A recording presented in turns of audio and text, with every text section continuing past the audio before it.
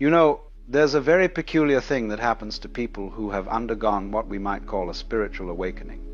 They find that crowds, gatherings of people, what we would ordinarily think of as perfectly normal social situations, become extraordinarily difficult to navigate.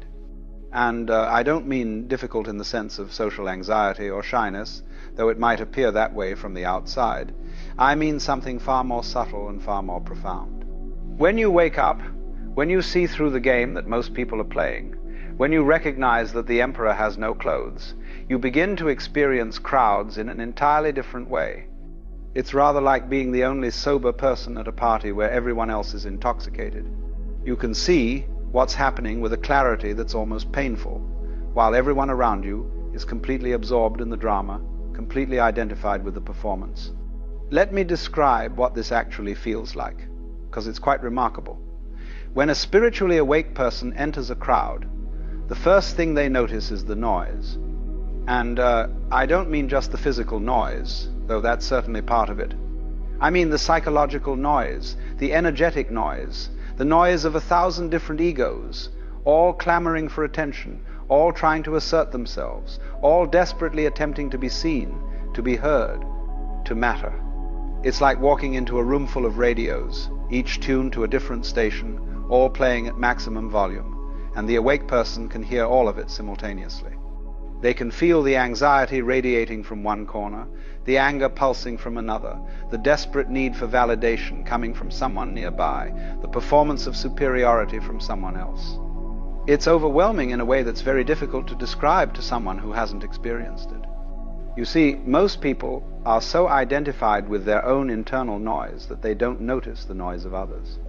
They're so busy with their own thoughts, their own concerns, their own little drama, that they're essentially insulated from the collective cacophony. But the person who has awakened has in a sense dropped their own noise, or at least learned not to identify with it, and so they become extraordinarily sensitive to the noise of others. It's rather like what happens when you stop talking yourself. Suddenly you can hear what everyone else is saying. And when you're in a crowd, what you hear is not particularly pleasant. You hear fear masquerading as confidence. You hear emptiness pretending to be fullness.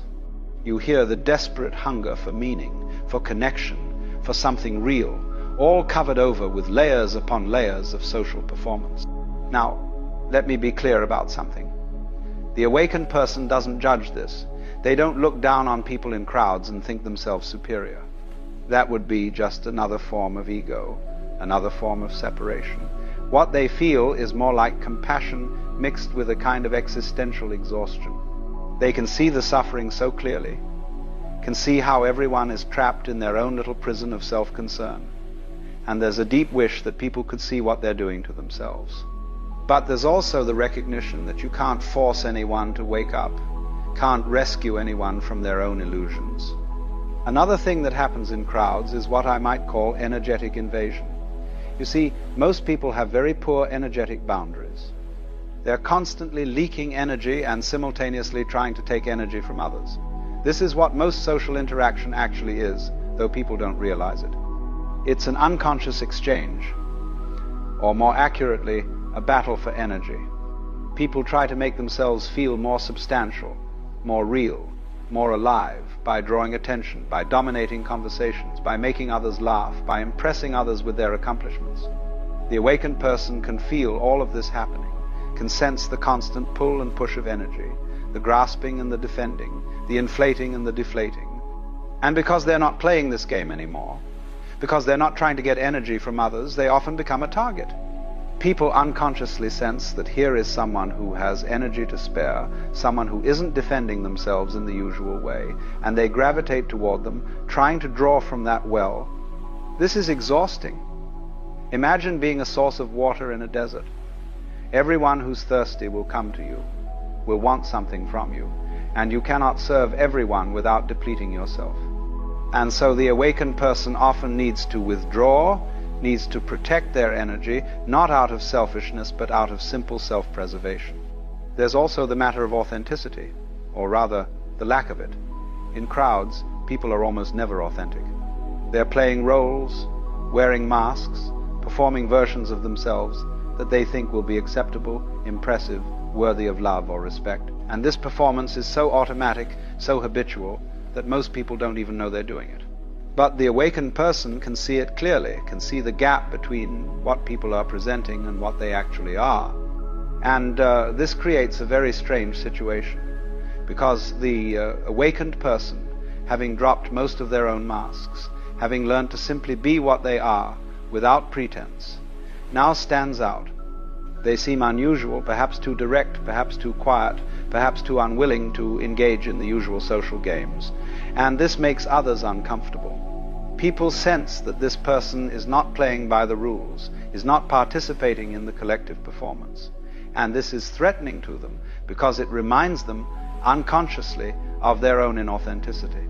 So the awakened person often finds themselves isolated within the crowd, present but not truly participating, observing but not deeply engaging. They become like a mirror, and people don't particularly enjoy looking into mirrors that reflect their true face rather than the image they've constructed. There's another aspect to this that's worth exploring. In crowds, there's a kind of collective consciousness, a group mind that forms. People start to think and feel in unison, influenced by the mood of the group, the expectations of the gathering, the unspoken rules of the situation. This is why crowds can become mobs so easily. The individual consciousness gets submerged in the collective, and people do things in groups that they would never do alone. But the awakened person doesn't merge with the collective in this way. They maintain their individual awareness even within the group. They can observe the formation of the group mind without being absorbed by it. And this, again, creates a sense of separation, of being alone even in the midst of many people. They're like someone watching a film while everyone else is inside the film, completely identified with the story.